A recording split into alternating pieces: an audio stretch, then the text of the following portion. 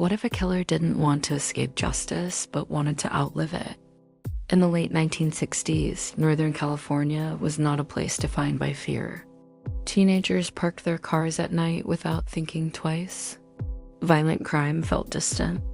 Police departments were structured to handle robberies and disputes, not a calculating predator who would turn murder into a public spectacle. That illusion shattered on December 20th, 1968.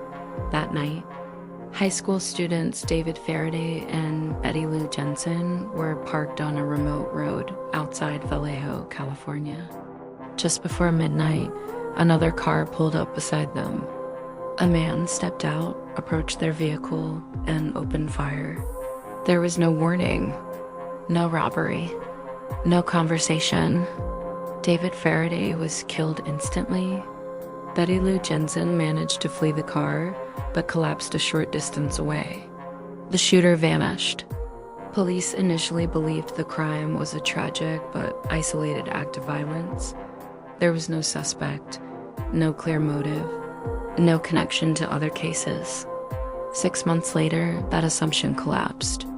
On July 4th, 1969, another young couple, Darlene Ferrin and Michael McGaugh, were sitting in a parked car in a different part of Vallejo.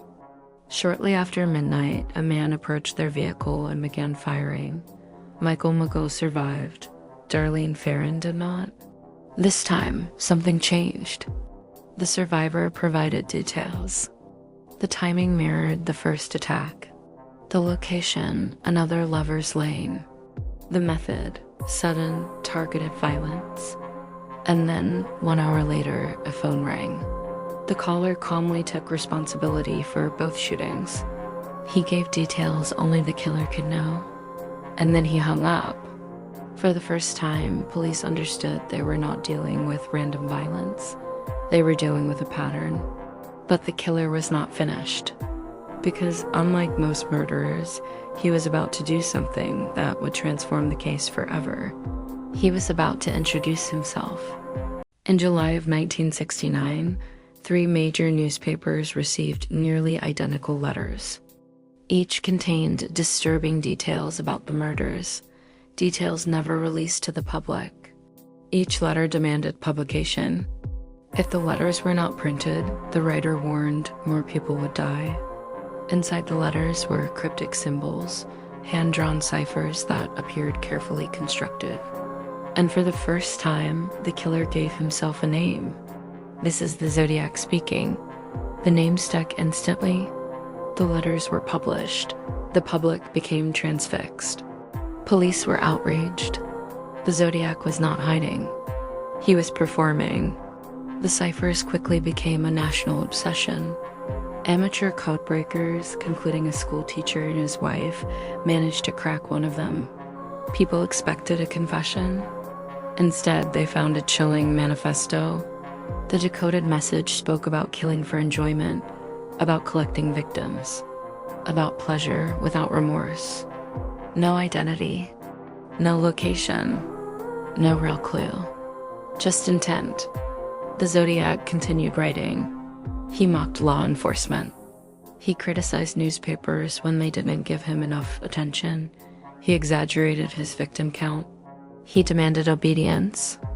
Then, in September of 1969, he escalated again. At Lake Berryessa, in broad daylight, a masked man approached college students Brian Hartnell and Cecilia Shepard. He spoke calmly. He claimed to be a prison escapee. He bound them. Then he stabbed them. Brian Hartnell survived.